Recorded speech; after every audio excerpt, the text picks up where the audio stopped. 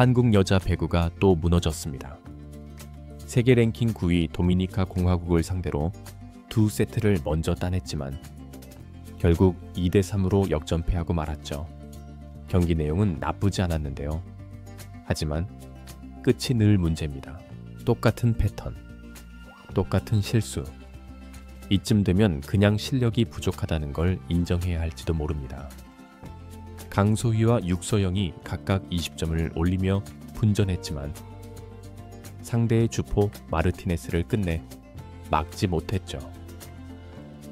더 큰 문제는 이 경기에서 우리가 보여준 뒷심 부족이 비단 이번 한 경기만의 문제가 아니라는 점인데요. VNL 1승 7패, 전체 17위. 그럼에도 불구하고 희망은 있습니다. 바로 이번 대회를 통해 단숨에 주전으로 떠오른 육서영이 그 중심이죠. 김연경이 떠난 자리를 누가 메울 것인가? 라는 질문에 이제 육서영이라는 이름이 조금씩 대답이 되고 있습니다. 이번 영상에서는 도미니카전 패배를 통해 드러난 대표팀의 문제점과 그 속에서 유일하게 빛난 육서영의 존재감에 대해 빠르게 전달해 드리겠습니다. 도미니카 공화국을 상대로 한국은 두 세트를 따내고도 결국 무너졌습니다. 첫 세트를 25대19로 따내고 세트, 스코어 5대1까지 앞서갔지만 마지막 두 세트를 내리내주며 또 패배했죠. 패턴은 뻔했습니다. 초반엔 흐름을 잡고 앞서가지만 결국 상대의 공세에 밀려 후반부 집중력이 무너지는 모습. 세트마다 리드 상황에서 연속 실점을 허용했고 결정적인 순간엔 서브 범실, 리시브 붕괴, 그리고 상대 강태에 무기력하게 당했죠. 특히 마지막 5세트에서는 11대14로 끌려가다가 극적으로 듀스까지 갔지만 연이은 공격 실패로 스스로 무너졌습니다. 세트 스코어 2대3. 이 한 줄의 결과가 전부를 말해주는데요. 경기력은 나쁘지 않았다. 가능성은 보였다. 이런 위안 섞인 말들은 더 이상 팬들에게 통하지 않죠. 이제 성적이 말해줍니다. 1승 7패, 승점 4점, 전체 17위. 이게 지금 여자 배구 대표팀의 현실입니다. 도미니카전에서 육서영은 20득점으로 맹활약했지만 마지막 순간 결정적인 공격 실수 2개가 그대로 패배로 이어졌습니다. 물론 한 개인을 탓할 순 없습니다. 문제는 팀 전체의 구조적 문제, 그리고 이기기 위해 필요한 기본기와 집중력, 체력이 턱없이 부족하다는 현실이죠. 이기려는 의지는 보였지만 이길 준비는 안 되어 있었습니다. 2주차를 이렇게 마무리한 대표팀은 이제 다음 달 일본으로 향합니다. 문제는 남은 팀들도 전력상 우리가 이길 팀이 많지 않다는 점인데요. 그럼에도 불구하고 지금 대표팀의 한가운데에 육서영이라는 이름이 자리를 잡아가고 있죠. 육서영은 원래 대표팀 주전이 아니었습니다. 프로 입단 이후에도 리시브 약점, 수비 불안으로 주전 경쟁에서 밀려 벤치를 지키는 시간이 더 많았죠. 팀에서조차 완전한 주전이라고 보기 어려웠고 저렇죠. 대체 자원이나 교체 자원으로 분류됐던 선수가 바로 육서영입니다. 그런데 그런 선수가 이번 VNL 대표팀에서 단숨에 핵심 전력으로 떠올랐는데요. 이소영의 부상과 박정아의 부진으로 만들어진 공백을 육서영이 가차없이 꿰찼죠. 이번 2주차 3경기에서 49득점, 캐나다전에서 16득점, 벨기에전에서 13득점, 도미니카전에서는 팀 내 최다인 20득점으로 경기마다 꾸준한 화력을 보여주고 있습니다. 문제는 이게 단순한 득점 숫자에 그치지 않는다는 점인데요. 위기의 순간마다 육서영은 과감하게 때렸고 상대 수비를 흔들었으며 서브 리시브도 점차 안정감을 찾고 있죠. 과거 수비 약한 공격수였던 이미지가 이번 대회를 통해 점차 지워지고 있습니다. 이 선수가 단순히 기회를 받아서 반짝한 게 아니라 확실히 기량이 달라졌다는 걸 보여주고 있다는 이야기죠.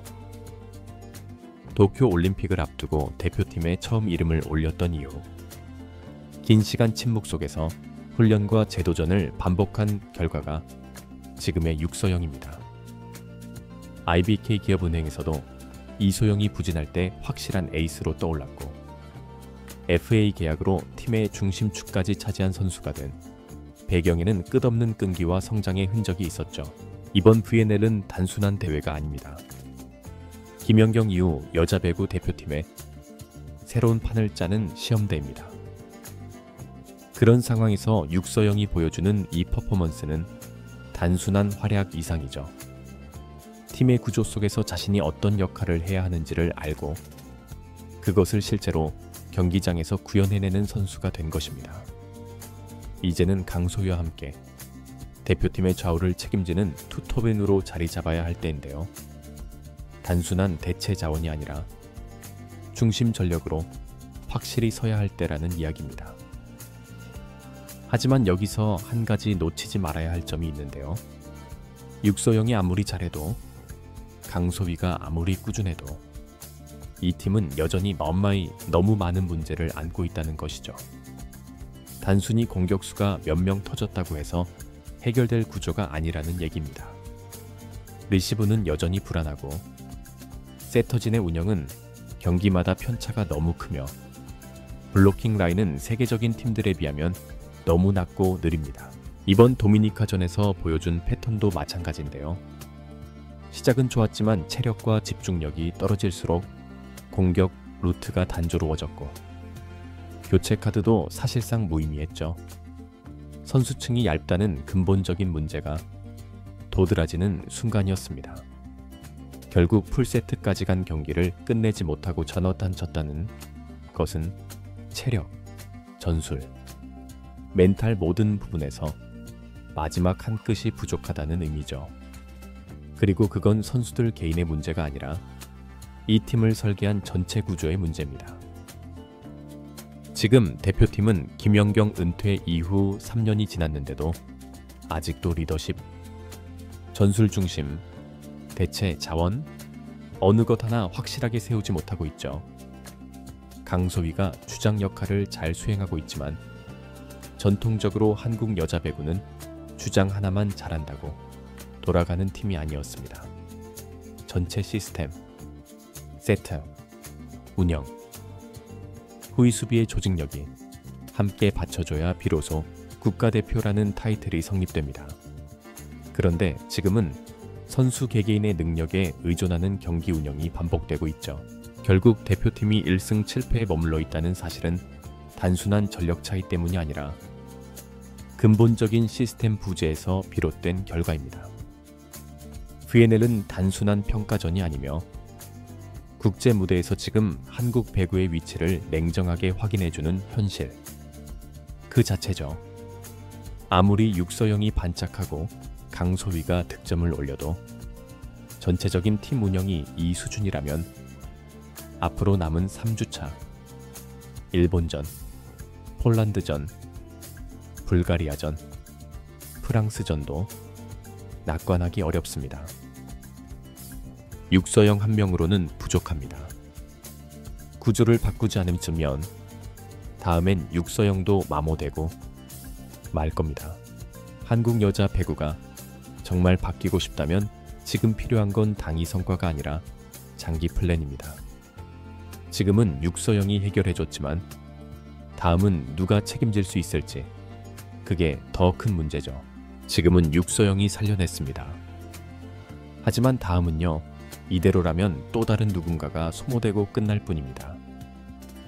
김연경 이후 3년이 지났는데도 아직도 똑같은 문제를 되풀이하고 있죠. 감독이 바뀌고 선수가 바뀌어도 시스템이 안 바뀌면 결과는 똑같습니다.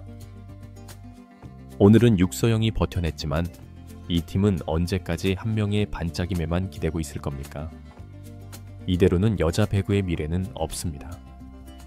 실망감을 거듭 안겨주고 있는 한국 여자 배구 대표팀이 3주차에는 달라진 모습을 보일 수 있을까요? 이번 영상은 여기서 마치겠습니다. 재밌게 보셨다면 구독과 좋아요, 알림 설정 부탁드려요. 그럼 오늘도 시청해 주셔서 감사합니다.